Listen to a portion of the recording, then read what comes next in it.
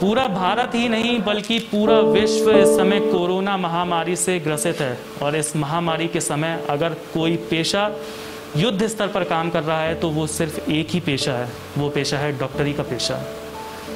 और इस पेशे ने अपनी जान को जोखिम में डाल करके न केवल कुछ ही लोगों का बल्कि पूरे विश्व के लोगों को बचाया है और उनका जीवन दान देने की कोशिश की है।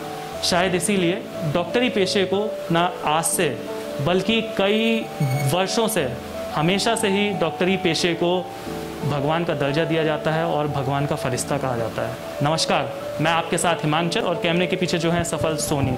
आप देख रहे हैं द पत्रकार बाबू में विशेष बातचीत का दौर।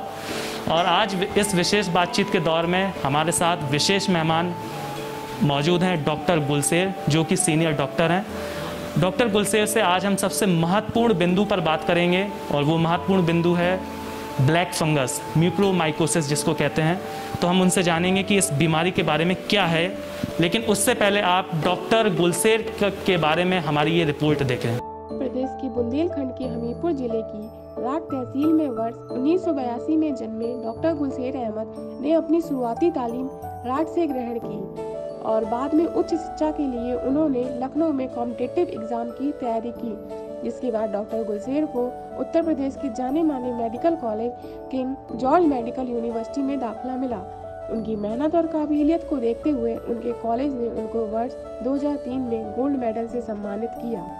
गोल्ड मेडलिस्ट डॉक्टर गुलसेर अहमद, जो कि सीनियर मेडिकल ऑफिसर हैं और गत 11 वर्षों से निस्वार्थ भाव से समाज के लोगों का उपचार कर रहे हैं। आइए फिर जानते हैं डॉक्टर गुलसेर से ब्लैक फंगस, जिसको म्यूकोरमाइकोसिस भी कहते हैं। सर, आपका पहले तो बहुत बहुत अभिनंदन हमारे चैनल। शुक्रिया शुक्रिया।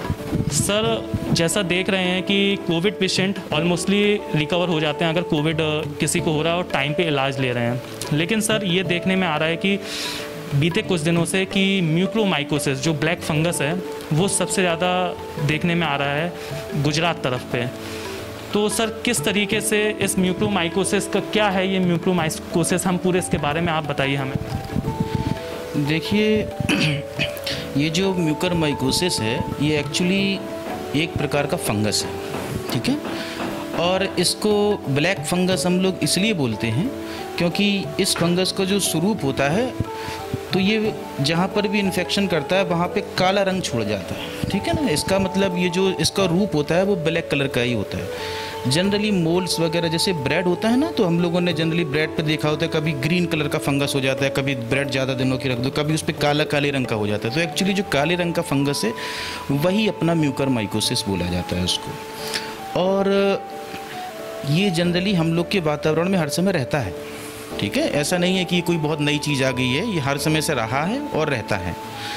बस समस्या इस बात की आ रही है कि जब से ये कोरोना वाले केसेस चल रहे हैं हमारे यहाँ, कोरोना के केसेस कुछ ठीक भी हो गए हैं, उसके बाद में ये पैटर्न पाया गया है कि किसी को 1 हफ्ते बाद या 2 हफ्ते बाद 3 हफ्ते बाद इस तरह के केसेस अपने देश में आए हैं, जो कि ये खतरनाक रूप है और इससे हम लोगों को खबरदार रहने की ज़रूरत है। सर, कोविड पेशेंट को स्टेरॉइड देना एक बहुत मस्ट है, क्योंकि जो लंग्स में इन्फेक्शंस होता है उनकी स्वेलिंग्स कम करने के लिए स्टेरॉइड देना बहुत मस्ट है। और कहीं ना कहीं स्टेरॉइड इम्यून सिस्टम को भी सप्रेस कर देता है। तो क्या सर ये स्टेरॉइड देना सही रहेगा इस ब्लैक फंगस के लिए, क्योंकि एक तरफ कुआ एक तरफ खाई? देखिए, बड़ा अच्छा क्वेश्चन आपने पूछा। दरअसल इसका कारण ही यही है।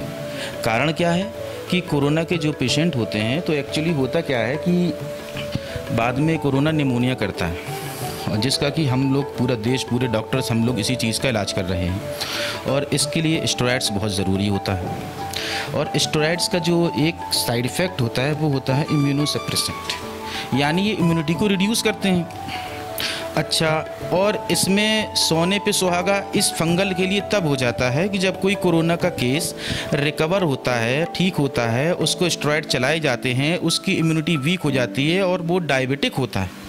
तो डायबिटीज़ इसको और इन्हेंस कर देती है, किस चीज़ को? उसकी इम्यूनिटी वीक करने में और इन्हेंसिंग फैक्टर की तरह काम करती है शुगर। तो इस बैक्टीरिया के लिए बड़ा अच्छा माहौल हो जाता है। वो कहता है कि अरे ये तो बड़ा वीक है, बड़ा कमज़ोर बंदा है, इसकी इम्यूनिटी अभी वीक है स्टेरॉइड की भी वजह से, और ऑलरेडी ये डायबिटिक है। तो मोस्टली ये जो फंगल इन्फेक्शन हो रहा है ये ऐसे लोगों को ही हो रहा है जो पहले से डायबिटिक हैं, जिनकी शुगर अनकंट्रोल्ड है और उनको कोविड हुआ है और कोविड से रिकवर हुए हैं। तो इसलिए immunity is the main factor, कि इम्यूनिटी अगर वीक रहेगी तो ये फंगल जो है वो उस पर इन्फेक्ट कर जाएगा और उसको असर दिखाएगा। सर तो ऐसा क्या प्रिकॉशंस लेना होगा कि जिससे ये जो इम्यूनिटी बूस्ट भी हो पाए, साथ में इस ब्लैक फंगस से बचा जा सके सर? देखिए इसके लिए क्या हम लोग कर सकते हैं कि देखिए मेन ट्रीटमेंट हम लोग को स्टेरॉइड तो देना ही देना है, जो कि पेशेंट हमारे देखो एक चूँकि इस तरह का मीडिया में कुछ दिनों से आ भी रहा है, तो मैं आपको इस चीज़ के लिए भी बता दूं कोई बहुत ज़्यादा पैनिक ना हो। आपके चैनल के माध्यम से मैं बता दूं कि लोग लेकर के बहुत ज़्यादा परेशान भी ना हो, बहुत ज़्यादा टेंशन इसलिए ना लें क्योंकि अब मान के चलिए 80% जो कोविड केस होते हैं वो एसिम्प्टोमेटिक होते हैं।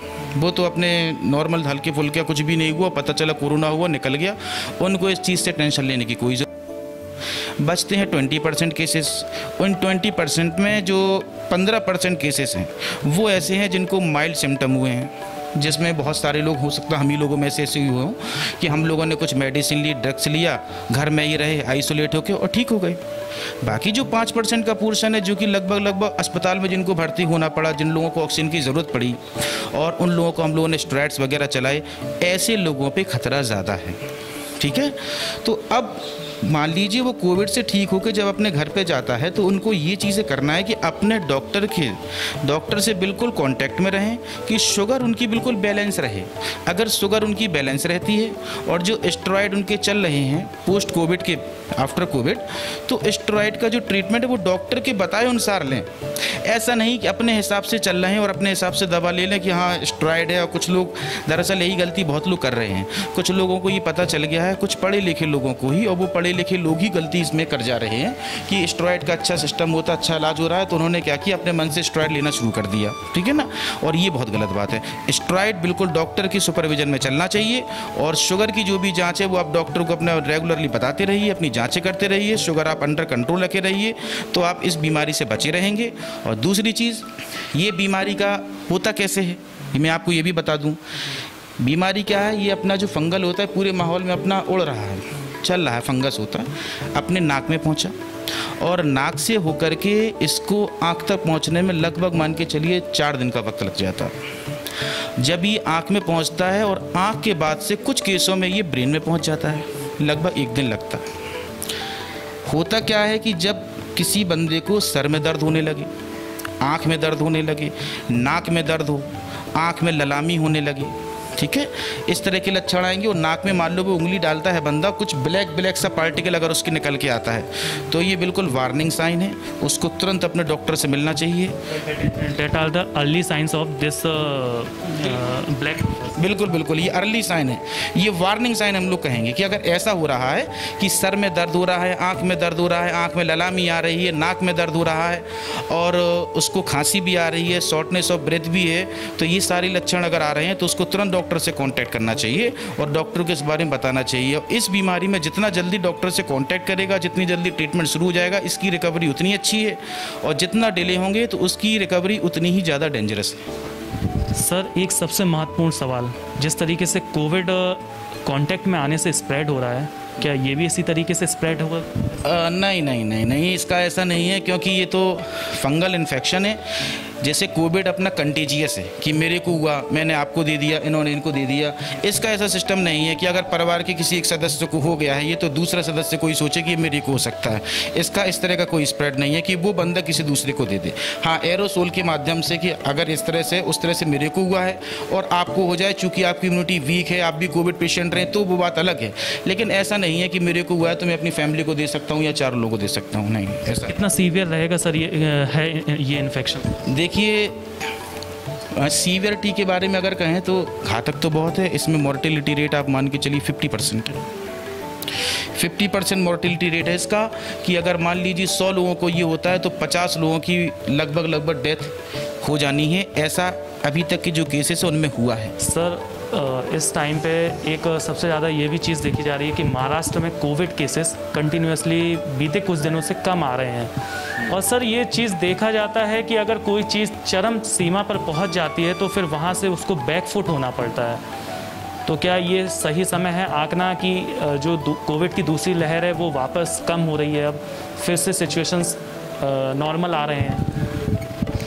बिल्कुल बिल्कुल, इस ऐसा हम कह सकते हैं। देखिए, आप थोड़ा सा पीछे जाइए, आज से 1-1.5 महीने पहले के टाइम पे, 1.5-2 महीने पहले तो क्या हुआ था कि अपने यहाँ पे जब केसेस बिल्कुल डाउन हो गए थे तो उसके बाद से जो केसेस का राइज होना शुरू हुआ था वो एक्चुअली महाराष्ट्र से शुरू हुआ था, है ना, कि केसेस बढ़ने लगे।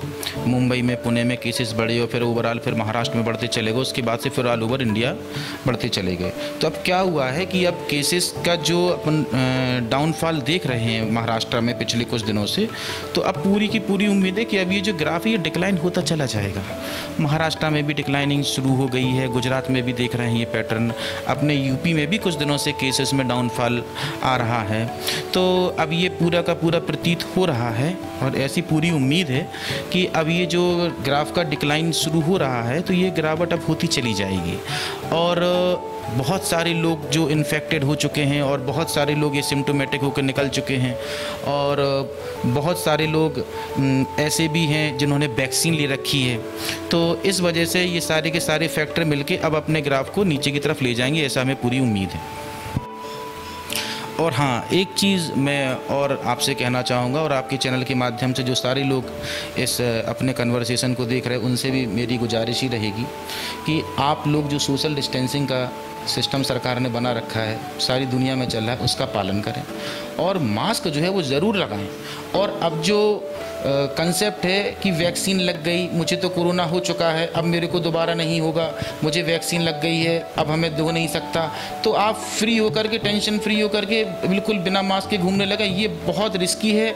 और इसी वजह से ही हमारे देश में जो दूसरी लहर आई है जिसने इतना प्रकोप फैलाया, इसका मेन कारण हम लोग की लापरवाही रहा है। अगर हम लोग पहली लहर के बाद में जब वो ख़त्म होने पा रही थी, अगर अपने इस रूप को चलाए रहे थे कि मास्क और सोशल डिस्टेंसिंग का पालन करते रहते, तो हो सकता है ये नौबत इस कदर इस प्रलय को लेकर के नहीं आती। मास्क कोरोना से भी ज़रूरी है और कोरोना के बाद में होने वाले जो बहुत सारी कॉम्प्लिकेशन है, जो अदरवाइज और इन्फेक्शन हो रहे, जैसे आप भैया ने जो बात की हमसे ब्लैक फंगस म्यूकरमाइकोसिस की, इसके लिए भी बहुत ज़रूरी है। अगर आप मास्क में पहने रहेंगे तो आप कोरोना से भी बचाव करेंगे और इस फंगस से भी आपका बचाव होगा। तो मेरी आपसे यही गुजारिश है कि आप लोग मास्क ज़रूर पहने और सोशल डिस्टेंसिंग का पालन करें। हम उम्मीद करते हैं सर, जैसा आपने बताया कि जो डिक्लाइन हो रहा है ग्राफ कोविड केसेस के लेकर के, वो जल्द ही इसी तरीके से डिक्लाइन होता चला जाए, क्योंकि सिचुएशंस बहुत ज़्यादा ख़राब हैं। इससे ना केवल हमारी हर चीज़ बर्बाद होती जा रही हैं। तो ये थे हमारे साथ सीनियर डॉक्टर गुलसेर अहमद, जिन्होंने बताया कि जो ब्लैक फंगस है, म्यूकरमाइकोसिस है, वो बहुत ही ज़्यादा डेंजरस है। अगर आपको किसी तरीके का कोई सिम्टम्स दिखते हैं, आपको नाक में दिक्कत होती है, सिर में दिक्कत होती है या आँख में रेडनेस आती है, तो आप तुरंत ही डॉक्टर से कंसल्ट करें। और स्पेशली सबसे खास चीज़ ध्यान रखें, स्टेरॉयड आप उतना ही लें जितना डॉक्टर से कहें, डॉक्टर्स के प्रिस्क्रिप्शन पे ही स्टेरॉयड लें। फिलहाल आज के हमारे विशेष बातचीत में इतना ही। अब हमारी और आपकी मुलाकात फिर होगी जब हम आपको और भी इसी विशेष बातचीत से किसी खास मेहमान से मुलाकात करवाएंगे। तब तक के लिए आप स्वस्थ रहें, सुरक्षित रहें।